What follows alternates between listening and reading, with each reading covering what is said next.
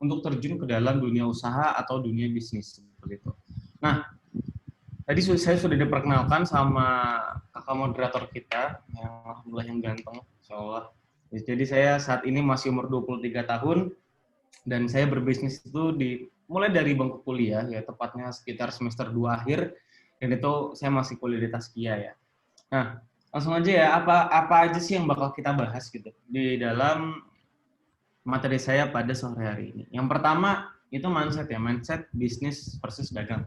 Apa perbedaan bisnis dan juga dagang? Kemudian mana yang harus kita lakukan? Kemudian new normal, apa itu new normal dan penjelasan tentang new normal. Kemudian yang ketiga ada peluang bisnis di era new normal ya, yang saat ini sedang saya jalankan juga. Alhamdulillah memang sebelum adanya COVID saya juga alhamdulillahnya itu ada di industri yang benar lah dalam arti seperti itu.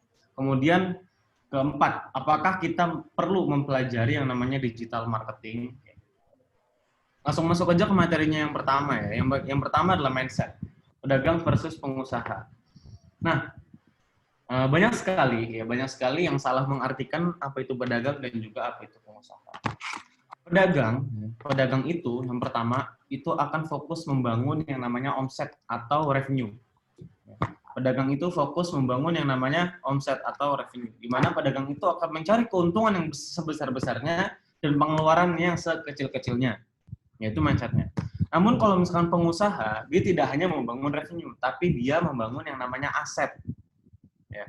Kalau misalkan kita ada di level pengusaha, yang kita bangun itu bukanlah aset seperti halnya properti, seperti halnya aset-aset kantor, itu kan seperti itu. Tapi yang dimaksud di sini adalah aset intangible asset, yaitu aset yang tidak terlihat. Ya, aset yang tidak terlihat itu maksudnya apa? Yang pertama itu ada SDM atau sumber daya manusia. Di sini saya dibersamai oleh kurang lebih 20 orang yang 80% itu lulusan Taskia semua, alhamdulillah gitu ya.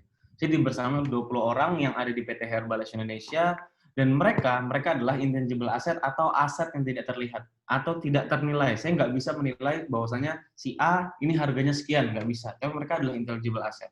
Kayak gitu. Yang kedua adalah database.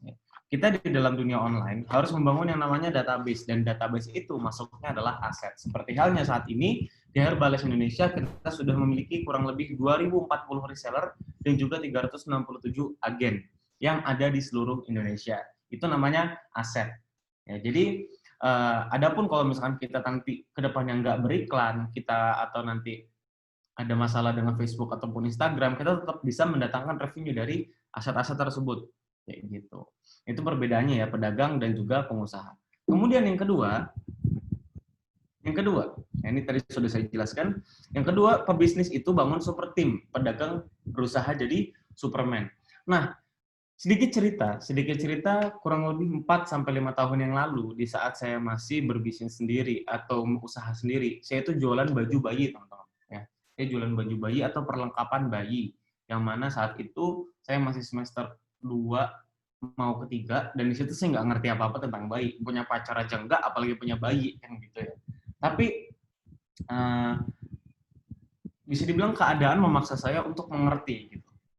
Ya, keadaan memaksa saya untuk mengerti apa sih itu produk bayi, apa yang harus saya pahami dan apa yang harus saya pelajari, mulai dari apa namanya ukuran-ukurannya, kemudian jenis-jenisnya, ada jumpsuit, ada apa namanya sleep suit, ada yang lain-lain lah, ada kelambu dan lain-lain. Itu harus saya pelajari. Dan di situ saya ngiklan sendiri, saya jadi CS sendiri, saya transfer ke supplier sendiri, pokoknya semuanya saya sendiri.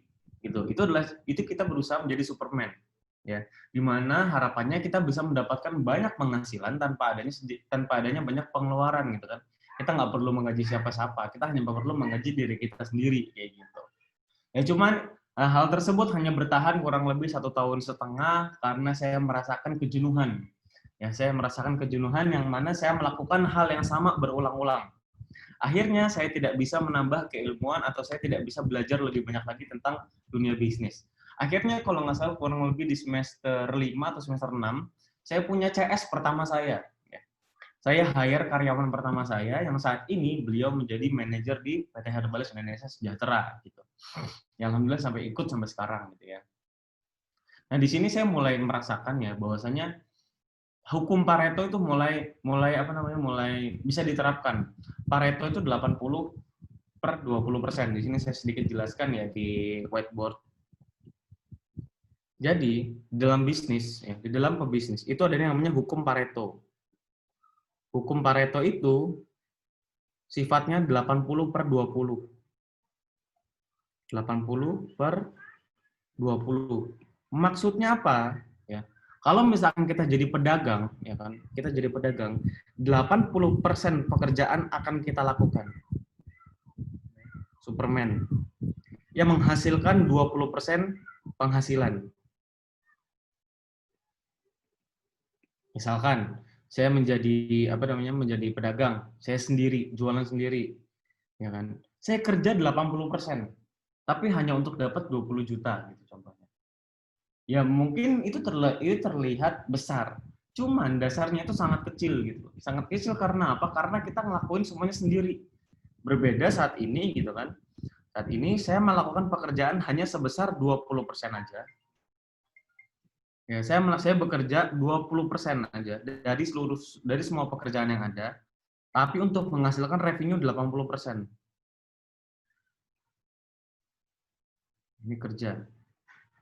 Yang tadinya saya harus packing, sekarang udah ada tim operasional. Yang tadinya saya harus ngiklan, sekarang udah ada tim marketing. Yang tadinya saya harus CS, sekarang sudah ada tim sales. Yang tadinya saya harus bikin konten, sekarang udah ada tim konten. Kayak gitu. Jadi enaknya pebisnis ya, ini bisa dibilang enak nggak enak ya. Enaknya pebisnis kita bekerja hanya presentasinya 20% untuk menghasilkan hasil sebanyak 80%. Ini namanya hukum Pareto. Gitu. Ya, sampai sini jelas ya. Lanjut lagi ke materi. Nah, kemudian ya, bisnis itu long term, dagang itu short term. Nah, notabene-nya pebisnis itu menjalankan satu usaha yang sifatnya jangka panjang atau membangun brand, membangun toko. Itu lebih sifatnya jangka panjang. Berbeda dengan dagang, yang dimana kita mengambil atau kita jual produk yang memang saat ini sedang laku. Contohnya saat ini yang lagi laku apa? Masker. Yang lagi laku apa? Hand sanitizer. Yang lagi laku apa tuh yang lain? Ya banyak banget ya. Pokoknya perlengkapan-perlengkapan yang biasanya digunakan di dalam kamar. Karena apa? Karena orang lebih banyak WFH kan gitu ya. Itu lagi laku-lakunya. Cuman di saat tren itu turun, maka kita akan down juga. Kita akan turun juga seperti itu. Nah, berbeda dengan pebisnis di mana notabene-nya kita membangun yang namanya brand, kita membangun toko yang sifatnya itu long term. Gitu, teman-teman. Ya, itu perbedaannya. Nah, kemudian pertanyaannya adalah kita harus bisnis dulu atau dagang dulu, ya. Nah, dari saya lebih baik kita dagang dulu baru bisnis. Kenapa? Karena kita harus mencari pengalaman sebanyak-banyaknya. Mencari pengalaman bagaimana caranya kita handle supplier, bagaimana caranya kita CSing, bagaimana caranya kita riset produk, dan yang lain-lain. Jadi lebih baik dagang dulu, baru bisnis. Sebagaimana halnya Rasulullah Shallallahu Alaihi Wasallam gitu loh. Di sini ada proses dagang dan bisnis Rasulullah nih, di mana pada umur 12 tahun Rasulullah itu magang dulu, bahkan nggak langsung usaha gitu, nggak langsung dagang gitu kan. Kemudian di umur 17 tahun usaha mandiri sebagai manajer. Kemudian di umur 25 tahun jadi business owner gitu. Ya kan? Menjadi business owner. Nah, ini adalah prosesnya gitu. Teman-teman itu jangan langsung ngebet, saya mau bisnis, saya mau rekrut karyawan. Nggak bisa. Kalau misalkan teman-teman nggak punya pengalaman gitu. Karena di saat kita punya pengalaman, di saat kita punya karyawan, ya, kita sebagai owner, kita sebagai ibaratnya apa ya, sebagai atasan, nggak bisa memukul rata semua perilaku karyawan kita tuh sama rata, nggak bisa seperti kita, nggak bisa. Ya. Di saat nanti teman-teman sudah menjadi business owner gitu kan, seperti halnya Rasulullah SAW di umur 25 beliau sudah menjadi business owner gitu kan. Ini Rasulullah SAW pasti pada saat itu memahami sifat orang-orang yang ikut sama beliau gitu. Pasti. Ya, sebagaimana saya paham betul bagaimana sifat manajer saya, supervisor saya, partner saya, tim saya itu saya tahu satu persatu. Dan teman-teman tidak akan bisa mendapatkan feel itu sebelum teman-teman mendapatkan yang namanya pengalaman terlebih dahulu. Jadi pelan-pelan. Insya Allah teman-teman bisa menjadi bisnis yang besar nantinya. Amin ya rabbal alamin. Nah, Maka dari itu, ya, di Amerika sana ada namanya NLP, ya, Neuro Linguistic Programming, ya kan, Neuro Linguistic Programming, yang sebenarnya menganut dari sini, menganut dari proses dagang dan bisnis Rasulullah. Di sini diterjemahkan menjadi 4. Ya. Ada money, hobi, family, dan legacy. Nah di sini saya akan jelaskan lagi di ini ya, whiteboard. Pertama, orang di saat dia memulai yang namanya usaha, saya yakin 100%, ya. Saya yakin dan saya meyakini 100% orientasinya dia pasti sama yang namanya duit. Ya, orientasinya pengusaha itu pasti sama yang namanya duit, udah nggak ada lagi. Nggak mungkin teman-teman usaha tapi mau miskin, nggak mungkin. Gitu. Ya. Jadi orientasi pertama di saat kita berusaha atau berbisnis itu pasti uang. Sama seperti dengan ini ya, piramida ini. Yang pertama adalah money atau uang. Nah, pertanyaan saya buat teman-teman, di saat teman-teman semua sudah nanti berbisnis dan sukses bisnisnya dan sudah memiliki uang, apa yang ingin teman-teman lakukan dengan uang itu? Gitu. Terus kalau misalkan saya berbicara agak kasar gitu kan, terus kalau misalkan kamu sudah punya duit, mau diapain duitnya? Gitu. Ya, jadi ini adalah orientasi pertama. Wajar orang yang namanya nyari rezeki berupa uang tuh wajar gitu. Orang nyari rezeki sebanyak-banyaknya itu wajar karena bisa jadi uang ini sebagai alat penukar manfaat buat orang lain. Dengan salah satu gaji karyawan, bisa berbagi sama teman-teman, bisa berbagi sama orang yang membutuhkan, bisa berbagi sama hewan sekitar rumah kita, bisa kita segala macam ya. Jadi uang ini nanti sifatnya sangat besar gitu. Bisa menjadi ibaratnya seperti dua bilah mata pedang. Bisa menjadi bisa membunuh kita sendiri gitu kan, yang akhirnya kita melupakan kewajiban kita atau hak-hak kita kepada Allah Subhanahu wa taala gitu kan. Bisa juga menjadi alat penukar manfaat yang dimana dengan uang ini kita bisa memberikan manfaat kepada banyak orang. Nggak hanya orang, hewan pun bisa kita berikan manfaat. Kemudian orientasi kedua setelah uang gitu kan, ada yang namanya hobi. Ini sudah diriset ya di luar sana. Biasanya orang kalau udah punya banyak uang, dia pasti akan menjalankan atau melakukan aktivitas yang ia sukai atau aktivitas yang ia cintai gitu. Maka dari situ ada entah Bill Gates, entah siapa saya lupa, dia bilang, kalau misalkan kamu mau sukses, ya kan, cintai apa yang kamu kerjakan, itu yang pertama. Cintai apa yang kamu kerjakan untuk mendapatkan uang. Setelah kamu mencintai apa yang kamu kerjakan, kerjakanlah yang kamu cintai. Agar kita juga merasakan kebahagiaan di saat kita mengerjakan yang namanya hobi. Gitu. Ya, contohnya, saya sering banget ngobrol sama salah satu founder dari Warung Abnormal sama Bujangan, karena saya juga dulu pernah megang marketing campaign-nya Abnormal dan Bujangan kurang lebih 2 bulan. Saya ngobrol sama Mbak Steph. Mbak Stefani itu salah satu founder dari Abnormal dan Bujangan. Ya. Saat ini Abnormal dan Bujangan ya teman-teman bisa lihat ya sudah menjalar di mana-mana gitu kan. Tapi saya tanya, Mbak Steph sekarang lagi ngapain? Kan duitnya udah banyak. Saya tanya kalau kayak gitu. Ya udah kayak gini aja kerjaan saya cuma pengen belajar, kemudian menjalankan apa yang saya suka. Akhirnya bikinlah Cimol atau Cilok Pandawa gitu. Itu karena memang dia suka itu gitu. Kita udah nggak ketemu lagi sama orang yang saya lagi butuh duit nih buat ini. Itu karena udah beda level lah ibaratnya. Jujur saya mungkin masih ada di level ini gitu. Mungkin kita nggak tahu. Karena yang memandang itu orang lain. Ya. Kemudian selanjutnya dari level hobi itu ada level yang namanya family, di mana kita lebih memperhatikan atau lebih spending time untuk keluarga. Ya kita udah punya banyak uang, kita juga sudah menjalankan atau melakukan aktivitas yang kita sukai gitu kan. Ya apalagi kalau bukan buat keluarga. Ya, buat ibu, buat bapak, buat istri, buat anak ya. Pastilah. Kayak misalkan anak minta mainan gitu kan. Kemudian atau orang tua minta handphone, ya udah kasih gitu.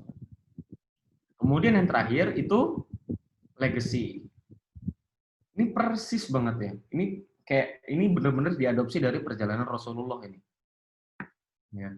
Legacy itu apa? Di mana kita nggak hanya memikirkan keluarga aja, gitu. Tapi kita memikirkan orang-orang yang ada di dekat kita. Kemudian orang-orang yang jauh lebih besar lagi skupnya, jauh lebih besar dan jauh lebih besar lagi. So, di sini, nah contohnya di sini di umur 53 gitu, dan di umur 63 tahun memastikan umat Islam tidak merugi di akhirat nanti karena pola bisnis yang riba, haram dan tidak bermoral. Itu sudah masuk bagian legacy gitu. Kita nggak hanya memikirkan satu atau dua orang, tapi umat gitu kan. Ya, ini adalah level tertinggi dari pengusaha. Dan saya harap teman-teman nanti di sini ada mungkin salah satu atau dua orang yang mungkin bisa mencapai titik ini. Amin. Ya, karena nggak gampang untuk nyampe titik ini. Karena yang bisa mencapai titik ini, ya, meskipun nggak hanya orang Islam, tapi yang harusnya di sini tuh harus ada orang Islam. Harus orang Islam itu loh. Karena hanya orang Islam yang mungkin memikirkan umatnya, yang memikirkan teman-temannya, yang memikirkan masyarakatnya gitu. Ya kita nggak tahu ya, mungkin misalkan ada aseng-aseng di luar sana gitu kan yang memikirkan teman-temannya, kita nggak tahu. Cuman seharusnya di sini orang Islam tuh di sini, bro. Kita harus ada di titik teratas dan di sini teman-teman harus jadi. Ya kita berdoa bersama-sama semoga kita semua bisa ada di titik legacy ini. Seperti halnya Rasulullah Shallallahu Alaihi Wasallam yang di waktu-waktu terakhirnya sempat memikirkan umatnya. Ya, lanjut ya. Nah, kemudian untuk new normal, ya. Jadi saya satu bulan terakhir sampai 2 bulan terakhir, itu saya fokus main TikTok. Wah, lihat joget-joget dong. Enggak, saya tuh nggak joget-joget, tapi saya mempelajari algoritmanya TikTok. Gitu ya. Saya bisa mempelajari algoritmanya TikTok dan saya coba terjun ke TikTok. Saya sharing bisnis di TikTok, ya meskipun hanya 15 sampai 1 menit. Cuman ada yang saya kaget juga, ya kurang lebih 1,5 bulan itu follower saya udah 20.000 orang, 19,5K, ya hampir 20.000. Ya artinya apa? Artinya new normal ini adalah perpindahan atau shifting secara perilaku konsumen atau secara perilaku orang-orang yang tadinya dia akses orang yang tadinya dia nggak melakukan itu jadi melakukan itu. Itu namanya shifting. Maka dari itu disebut new normal. Nah, apa itu new normal? Di sini saya ngambil dari Google. Definisi new normal adalah skenario untuk mempercepat penanganan konflik bla bla bla bla bla bla bla selesai. Nah, tapi buat saya dari kacamata pebisnis tentunya gitu kan. Dari kacamata pengusaha, new normal adalah kondisi di mana masyarakat akan mengalami perubahan perilaku yang sangat drastis. Pada prakteknya itu ada pada aspek kebersihan dan juga kewaspadaan pada atau terhadap virus COVID-19. Ya, seperti itu. Jadi ada kebersihan pada aspek kebersihan dan juga kewaspadaan. Ini sudah dibuktikan oleh banyak sekali bisnis-bisnis yang akhirnya mereka pivot. Ya, akhirnya mereka pivot jenis produknya yang tadinya dine-in jadi frozen food. Itu untuk apa? Untuk menjawab ketakutan atau kewaspadaan konsumen. Kewaspadaan konsumen untuk keluar rumah, jadilah makanan-makanan yang saat ini ada frozen food gitu loh. Seperti itu. Nah, di sini coba bayangkan hebatnya new normal itu teman-teman bisa bayangkan ya. Yang tadinya mereka kemana-mana nggak pakai masker, ya kan sekarang jadi pakai masker. Yang tadinya nggak suka cuci tangan, ya sekarang pulang ke rumah, habis makan, habis megang kucing, habis segala macam, langsung cuci tangan. Yang tadinya cuek, sekarang jadi waspada sama COVID. Yang tadinya berani keluar rumah, sekarang jadi takut keluar rumah. Yang tadinya kerja di kantor, sekarang kerjanya di rumah. Gitu kan. Alhamdulillah dari 4 tahun yang lalu, saya selalu kerja di rumah. Jadi nggak kaget-kaget amat sama WFH ini. Nah, kemudian, bahkan yang tadinya belanja di pasar, sekarang belanjanya di handphone. Kemudian yang tadinya arisan di masjid, sekarang arisannya via Zoom meeting. Itu terjadi. Itu terjadi di Jakarta. Kemudian yang tadinya gaptek, sekarang gadget jadi number one. Ya mau nggak mau gitu kan, karena hiburan bisa kita dapatkan hanya dalam genggaman kita. Gitu. Hanya ada di gadget. Salah satunya mengakses Instagram, Facebook, dan juga TikTok. Nah, apa artinya? Ya kan? Dengan adanya new normal di Indonesia, menyebabkan shifting yang cukup jauh ya. terhadap perilaku masyarakat yang membuat brand atau bisnis mulai menyesuaikan dengan perilaku masyarakat saat ini. Ya. Maka dari itu banyak usaha-usaha yang pivot. Ya. Pivot dalam arti mereka mengubah jenis produknya, nggak mengubah model bisnisnya, tapi jenis produknya. Yang tadinya abnormal itu dine in, sekarang jadi frozen food, ada Carmila ya, ada sambal Carmila, dan banyak banget gitu ya. Terutama yang di bidang atau di industri food and beverages, banyak banget yang pivot. Gitu. Nah, di sini ada data ya, ada data yang bisa kita dapatkan ya, selama COVID-19 ada pertumbuhan atau penurunan tingkat konversi atau tingkat pembelanjaan. Ya. Ada tingkat pembelajaran, ya salah satunya advertising itu menurun. Karena apa? Karena kenapa menurun? Ya karena memang udah nggak ada yang mau beli pada saat itu. Pada saat lagi hype-hype-nya ya COVID-19 itu. Ada agriculture menurun, construction menurun, e-commerce, education, energy, finance, food malah naik. Ya. Karena apa ya? Karena orang ya, nyari makanan, cuma nyari makanan tok gitu kan. Udah nggak mikirin apa-apa lagi. Yang penting mereka bisa bertahan di rumah. Ada healthcare, insurance turun, manufacturing turun, media naik. Nah, di sini ya sosial media naik atau berita-berita itu naik, farmasi naik, real estate apalagi ya, real estate turun. Bahkan turunnya itu gila ya. Dalam arti saya punya kenalan developer properti di Jakarta yang dimana mereka jual rumah itu kurang lebih 40 sampai 50 miliar gitu kan. Pada saat COVID-19 mereka gila-gilaan. Dari harga jual 40 miliar jadi 35M, jadi 30M. Turun 10M. Mungkin hanya turun dari 40 ke 30. Terlihat kecil, tapi ini miliar, Bro. Ini duit, gitu kan. Rasanya gede. Gitu. Kemudian retail, software, teknologi, telekom, transportation, apalagi travel, apalagi gila-gilaan, gitu kan. Nah, ini adalah tingkat konversi atau tingkat pembelanjaan. Itu segitu turunnya, gitu. Ya, lanjut. Ini adalah pertumbuhan atau penurunan tingkat traffic atau orang mengunjungi apa selama COVID-19 itu. Ya, yang paling banyak itu ada finance, food, healthcare, media, farmasi, obat-obatan, herbal, dan segala macam itu malah naik. Maka karena itu kenapa alhamdulillahnya saya bisa bertahan pada saat masa-masa pandemi ini. Ya, karena kita atau produk yang saya jual itu adalah produk-produk herbal yang dapat meningkatkan imunitas tubuh kita kayak gitu. Nah, maka dari itu ada beberapa tips dan juga peluang usaha yang bisa teman-teman jalankan mulai sekarang gitu kan. Salah satunya saya sedang mendevelop salah satu brand baru ya namanya Nenas Bowl, yaitu sifatnya ghost kitchen. Jadi saya nggak punya ruko, saya nggak pakai tempat makan, tapi masaknya di rumah. Penjualan hanya menerima via GoFood dan juga GrabFood. Ada makanan, ada healthcare, ada teknologi informasi, ada informasi atau digital produk yang sifatnya pembelajaran, dan juga jualan online untuk saat ini. Nah, ini adalah 4 industri yang lagi bagus-bagusnya saat ini. Teman-teman bisa memanfaatkan ya, teman-teman bisa memanfaatkan 4 industri ini kalau teman-teman mau terjun ke bisnis di era sekarang. Seperti itu. Nah, maka dari itu perlukah kita mempelajari yang namanya digital marketing? Gitu kan. Nah, coba bayangkan lagi di Facebook saat ini di dunia, ya kan? Facebook di dunia saat ini memiliki 2 miliar pengguna aktif. 2 miliar pengguna aktif di seluruh dunia. Artinya Facebook adalah sebuah negara, ya. Facebook adalah sebuah negara yang memiliki satu pemimpin namanya Mark Zuckerberg, gitu kan. Ya, kemudian di Instagram punya 1 miliar pengguna aktif setiap bulannya di seluruh dunia. Di Indonesia sendiri pengguna Instagram dan pengguna Facebook nanti teman-teman akan lihat. Artinya apa? Artinya di saat kita mempelajari dunia digital marketing, khususnya sosial media, gitu kan, itu benar-benar bakal membuka atau membuka peluang kita, ya, membuka peluang kita untuk berbisnis. Gitu. Apalagi di era-era sekarang gini, di saat kita bisa ngiklan, kita ngerti copywriting, kita ngerti website, itu benar-benar kepake banget. Bahkan ya di salah satu perusahaan, karena saya nggak hanya berbisnis, tapi saya juga menjadi konsultan di beberapa brand. Sampai saat ini, alhamdulillah, saya digaji 21 juta setiap bulan hanya untuk berbicara. 21 juta setiap bulan hanya untuk berbicara. Ya. Jadi yang ngejalanin iklannya udah ada. Saya cuma ngasih advice, ngasih masukan, apa yang harus dibikin, apa yang harus dinaikin, dan yang lain-lain, baca data, yang lain gaji 21 juta setiap bulan. Gitu. Di masa pandemik lagi. Kayak gitu. Ya, jadi belajar digital marketing ya sangat perlu gitu kan untuk era sekarang.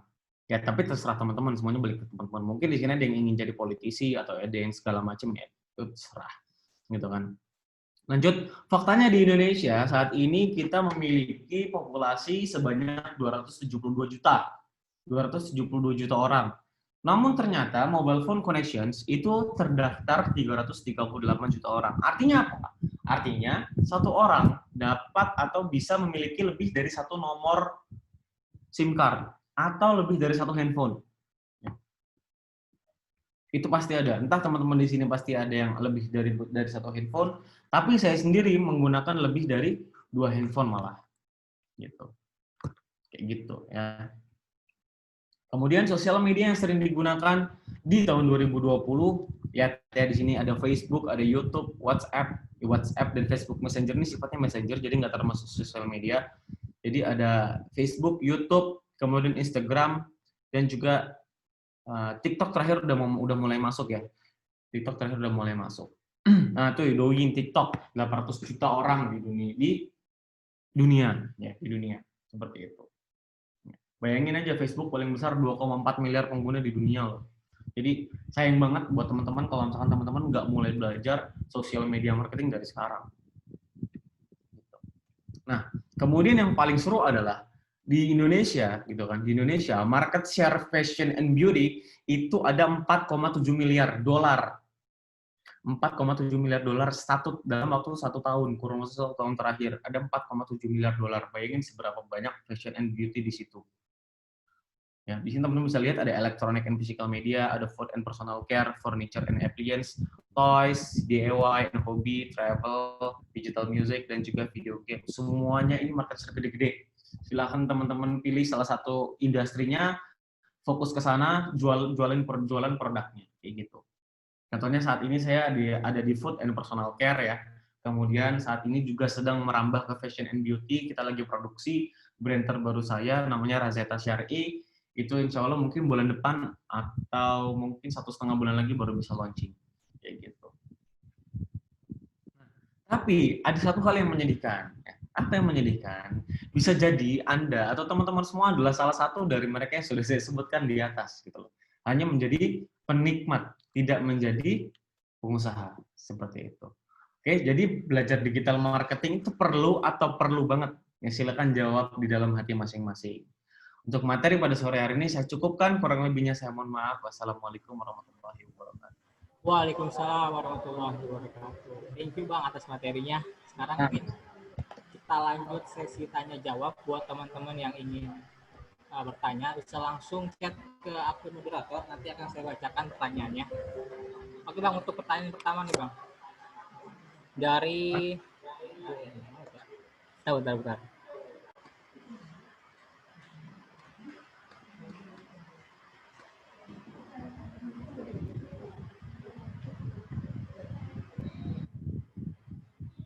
Dari Asma Fatin, bagaimana cara memilih atau menentukan partner ataupun karyawan? Gitu, Bang. Oke, cara memilih atau menentukan partner dan karyawan ini berbeda ya. Kalau misalkan partner, yang jelas kita harus satu misi dan satu visi. Ya, karena apa? Karena di saat di saat kalian mau menentukan partner, coba tes orang tersebut dengan beberapa hal. Yang pertama, coba berurusan dengan uang dengannya. Kalau misalkan dia lebih egois, dia lebih pengen menang sendiri, jangan berpartner. Karena apa? Karena di saat kita teman-teman berbisnis dan bisnisnya besar, gitu kan? Dan bisnisnya besar, amin. Ya teman-teman bisa ditikung kapanpun gitu loh. Teman-teman bisa disikat kapanpun. Apalagi kita sudah berbicara yang namanya uang gitu. Maka dari itu, kalau teman-teman mau punya partner dalam bisnisnya, cari yang sevisi dan semisi. Dan kalau bisa seagama lah. Ya. Kemudian tes dia ya, tes calon partner teman-teman itu dengan kesabaran, dengan perilaku teman-teman, dengan perilaku buruk lah. Kalau misalkan dia sabar, jadikan dia partner. Tapi kalau misalkan dia nggak sabar, jangan dijadiin. Karena dia nggak bakal, kalau misalkan dia nggak sabar, dia nggak akan sabar dengan menunggu penghasilan dari bisnis yang sedang teman-teman jalankan. Kayak gitu. Jadi yang namanya bisnis itu merintis. Nggak ada bisnis yang langsung boom, selesai. Nggak ada.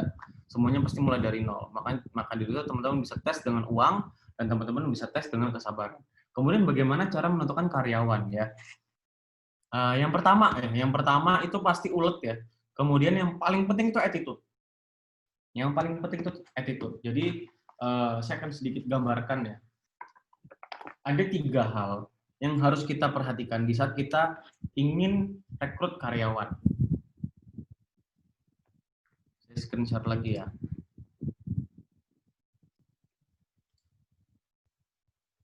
Oke.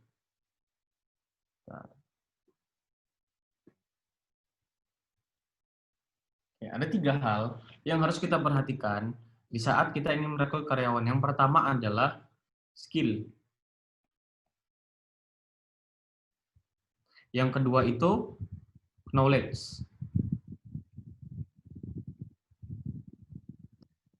Yang ketiga itu attitude. Tapi attitude ini harus menjadi parameter yang paling penting. Karena apa? Karena skill dan knowledge itu bisa dilatih. Sedangkan kalau attitude ini bawaan lahir. Kalau dari lahirnya aja dia udah nggak sopan, udah nggak bener attitude-nya, sering telat, segala macam, jangan dipilih. Ya, udah ninggalin sholat, jangan dipilih. Itu attitude-nya. Attitude sama Allah aja nggak baik, gimana sama manusia gitu. Ya, jadi attitude ini adalah parameter paling penting. Ya, kalau skill dan knowledge ini bisa teman-teman latih. Maka dari itu, sebelum kita menentukan atau memilih karyawan, teman-teman harus memiliki penguasaan di dalam bidang yang ingin teman-teman cari karyawannya. Contoh CS. Ya. Sebelum saya nyari CS, saya sudah bisa apa itu CSing, gimana cara CSing yang baik, kayak gitu. Itu harus bisa seperti itu. Dan teman-teman kalau misalkan mendapatkan orang yang attitude-nya oke, dia rajin sholat, ngaji dan segala macam, sama orang baik, ya kan, sama apapun mereka dia baik, attitude-nya bagus, nggak pernah telat. Ya teman-teman bisa ngajarin pelan-pelan gitu. Ini loh cara CS-nya. Kemudian kamu bisa pelajari buku ini kasih buku. Seperti itu jawabannya, Bro. Oke, Bang. Jadi, Bang, lanjut pertanyaan kedua nih, Bang. Dari Iqbal Ansori. Bismillahirrahmanirrahim. Assalamualaikum. Izin bertanya, untuk seorang yang masih pemula yang ingin mencoba dunia bisnis digital, apa yang harus dilakukan terlebih dahulu nih, Bang? Dan bisnis apa yang kira-kira paling tepat untuk dicoba? Oke. Jadi bisnis yang paling tepat untuk dicoba untuk pemula ya, pemula. Saya nggak bilang bisnis online tuh nggak pakai modal ya. Jadi itu adalah omong kosong yang memang dijual sama orang-orang yang jualan kelas atau jualan workshop atau jualan seminar ya. Jadi bisnis apapun itu pasti pakai modal, apalagi bisnis online. Pun meskipun dropship kita juga harus tetap nalangin produknya gitu. Jadi untuk awal buat teman-teman semua yang mau mulai terjun ke dunia bisnis online, teman-teman bisa mulai dari affiliate. Affiliate itu jadi kita memang nggak beli produknya, tapi kita hanya merekomendasikan produknya. Di saat orang itu beli menggunakan menggunakan link affiliate kita akan mendapatkan komisi yang sudah ditentukan. Contohnya yang sudah ada di dalam Indonesia itu di Tokopedia itu ada. Ya, jadi teman-teman bisa ikut afiliasi Tokopedia. Kemudian kalau teman-teman sudah terbiasa di Facebook tuh banyak banget developer produk digital yang teman-teman bisa ikut affiliate-nya dan bisa ikut GV kontesnya. Salah satunya partner saya, ya, Mas Adit atau Supercap gitu. Beliau sering banget ngadain yang namanya GV kontes di saat teman-teman achieve sales tertentu gitu kan. Sales tertentu teman-teman akan mendapatkan hadiah sekian kayak gitu. Nah, jadi affiliate ini benar-benar kedepannya bakal benar-benar bagus banget. Jadi teman-teman nggak perlu bikin produk, teman-teman nggak perlu mikirin gimana caranya promosinya. Semuanya sudah disediakan alat promosinya, teman-teman tinggal rekomendasiin ke teman-teman yang paling dekat, atau kalau misalkan teman-teman sudah bisa beriklan, baru teman-teman beriklan, kayak gitu. Affiliate itu bagus.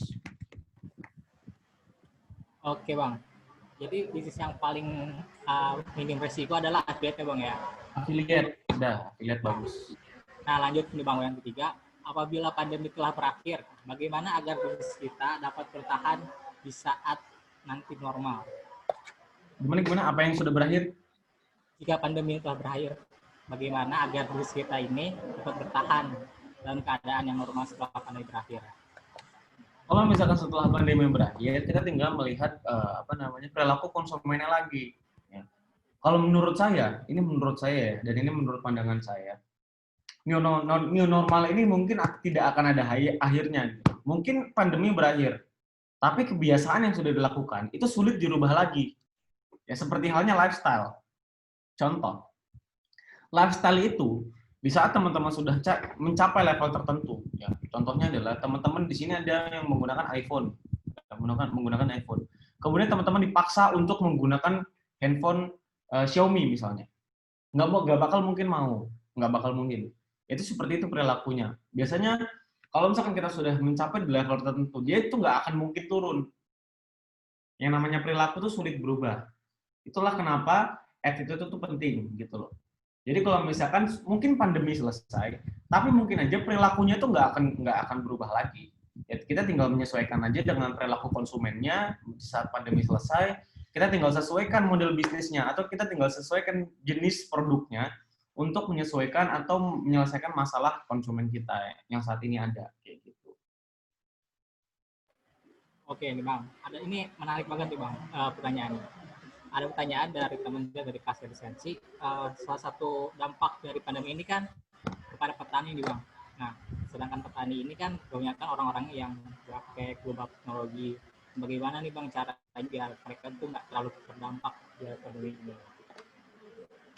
Cara yang paling efektif adalah sebenarnya dari kita semua. Cara yang paling efektif. Ya kalau misalkan contoh saya punya temen, dia idenya tuh bagus banget, yaitu gimana dia pengen bikin marketplace yang menghubungkan petani dan langsung ke konsumen.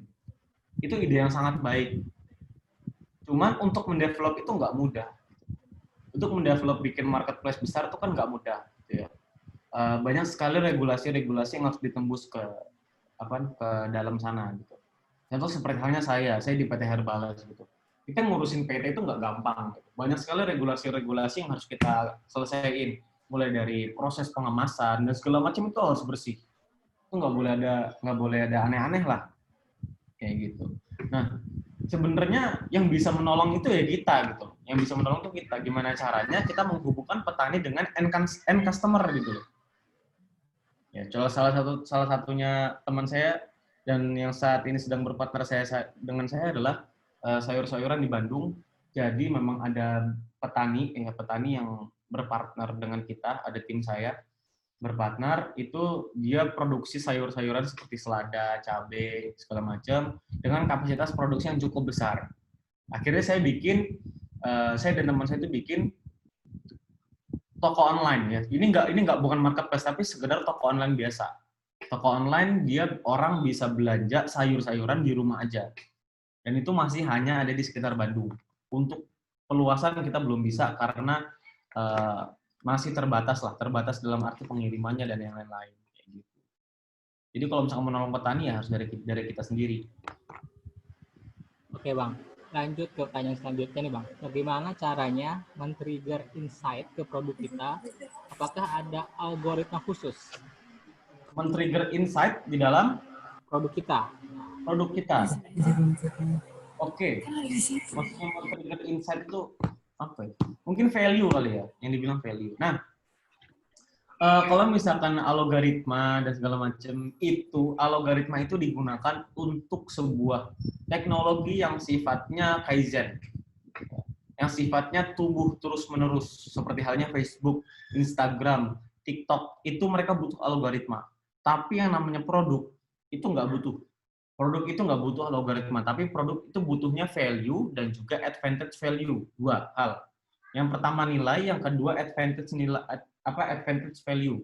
Value ini adalah, contohnya di sini ada iPad. Value-nya apa? Value-nya bisa memudahkan saya untuk bekerja di luar kantor. Contoh misalkan seperti halnya saya lagi ngisi kayak gini, akhirnya saya butuh whiteboard, ada iPad, segala macam. Advantage value-nya apa? Advantage value adalah sebuah nilai yang cuma kita sendiri yang punya. Contoh lagi di sini iPad. Oh, iPad gitu kan. iOS beda sama tab Samsung yang ujung-ujungnya Android gitu. Kayak gitu ya. Jadi yang namanya produk itu nggak butuh algoritma, tapi dia butuhnya value dan juga advantage value. Dan kita harus bisa memberikan value dan juga advantage value itu kepada produk kita sendiri. Gitu. Oke Bang. Ini pertanyaan selanjutnya juga. Assalamualaikum Kak, bagaimana caranya meyakinkan diri untuk memulai usaha? Karena kadang kita merasa bahwa bisnis itu bukan passion kita, tapi banyak yang menyuarakan juga kalau pemuda itu lekat dengan wirausaha. Terima kasih. Oke, sama-sama. 4 tahun yang lalu bisnis bukanlah passion saya. Saya bisnis karena ada desakan. Desakan apa? Desakan ekonomi. Mungkin saya nggak bisa melanjutkan matrik pada saat itu, saya nggak bisa melanjutkan kuliah di saat, kalau misalkan saya nggak nyari uang. Ya. Yang pertama, ciptakan keterdesakan untuk dirimu sendiri. Ya. Nggak harus kamu tiba-tiba, oh sih nggak punya uang buat bayar kuliah, nggak harus. Ciptakan keterdesakan buat kita sendiri. Ciptakan kondisi itu. Karena apa? Karena banyak orang di Indonesia itu bergerak karena adanya ancaman. Yang simpel aja, pasti ya, di sini pasti teman-teman yang masih belajar di bangku kuliah, pasti teman-teman mengerjakan tugas dosen di saat sudah dekat. Di saat hari pengumpulnya udah dekat. Besok dikumpulin, malam baru dikerjain. Itu pasti. Karena apa? Karena ada kondisi keterdesakan. Nah, kalau misalkan kondisi keterdesakan itu kita munculkan di hal yang sangat positif tuh gimana? Contohnya bisnis, olahraga, segala macam. Itu harus kita munculkan di sana gitu. 4 tahun yang lalu saya bisnis, saya usaha, saya mulai jualan tuh karena keterdesakan ekonomi dan itu nggak saya buat-buat. Gitu. Ya kan? Saya juga mindsetnya awal-awal itu saya berbisnis cuma sampai kuliah aja. Setelah kuliah saya mau kerja di kantoran. Tapi ternyata setelah kuliah, qadarullah gitu kan, saya sudah punya kantor sendiri. Yang saya akhirnya nggak perlu kerja di kantor lagi. Gitu. Jadi kalau misalkan kita mau melakukan apa yang kita tidak suka atau yang kita tidak mungkin, bahkan itu bukan passion kita, ciptakan kondisi keterdesakan buat teman-teman. Gitu. Oke Bang. Kita lanjut ke pertanyaan selanjutnya. Ya. Dari Anas dari Sensi, bagi orang awam atau beginner Bang, kira-kira butuh waktu dan pengalaman seberapa banyak ya, atau berapa tahun untuk memahami dunia digital marketing ini? Oke, untuk masalah waktu itu tergantung kapasitas kita, ya, tergantung kapasitas kita. Ada tim saya yang dia bisa menjalankan atau dia bisa paham Facebook Ads hanya dalam waktu 3 bulan. Ada yang di luar sana member saya ada yang belajar Facebook Ads butuh waktu 1 tahun. Ada member saya juga yang hanya butuh waktu 1 bulan, bahkan 7 hari itu ada. Ya, itu tergantung kapasitas kita. Ya, yang pertama kalau misalnya kita mau cepat mempelajarinya, yang pertama itu kita harus memahami diri kita sendiri atau kita harus mengenali diri kita sendiri. Dalam arti kita harus tahu bagaimana proses kita belajar. Ya, saya pribadi saya nggak suka belajar lewat video, saya nggak suka belajar lewat membaca, tuh nggak suka. Saya belajar sukanya langsung ketemu datang gitu. Nah, itu yang paling masuk otak saya gitu. Nah, teman-teman gimana cara belajarnya? Apakah teman-teman sama dengan saya atau teman-teman lebih suka belajar lewat baca, cari buku? Kalau teman-teman suka belajar lewat video, cari e-course, cari mentoring dan yang lain-lain secara online. Kayak gitu. Maka dari itu pentingnya mengenali diri kita sendiri, itu penting sebelum kita mulai bisnis atau sebelum kita mempelajari satu hal yang sifatnya itu untuk kebutuhan bisnis. Kayak gitu. Jadi kenali diri kita dulu. Jadi langkah pertama adalah kenali diri kita dulu ya Bang. Betul. Tuh teman-teman, jadi jangan pikir yang enggak dulu, jangan ribet-ribet, tapi kenalin diri kita dulu. Selanjutnya last question. Assalamualaikum warahmatullahi wabarakatuh. Waalaikumsalam. Saya Atta Halilintar kali ya. Atta Halilintar. Saya ingin tanya Bang, apakah dalam digital marketing yang utama kali yang harus kita lakukan adalah memperbaiki brand image kita dahulu, baru kita melakukan digital marketing? Dan untuk step awal, bagaimana caranya membangun brand image yang baik? Terima kasih. Berbicara tentang brand ya, berbicara tentang brand, sebenarnya brand itu adalah mungkin lanjutan dari bisnis ya, karena brand dan bisnis itu berbeda.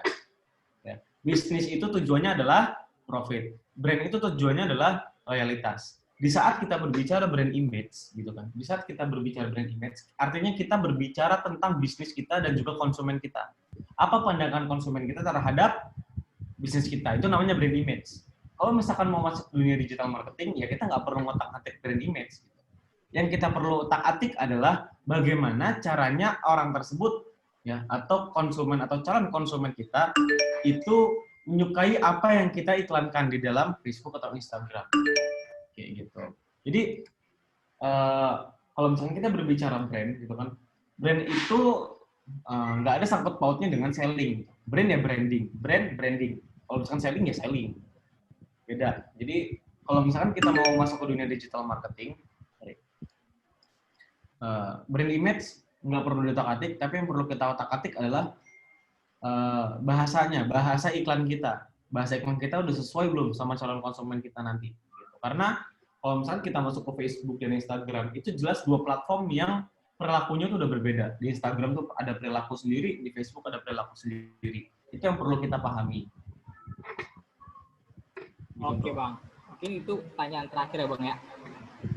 Nah, alhamdulillah teman-teman materi sudah disampaikan, pertanyaan sudah dijawab semua.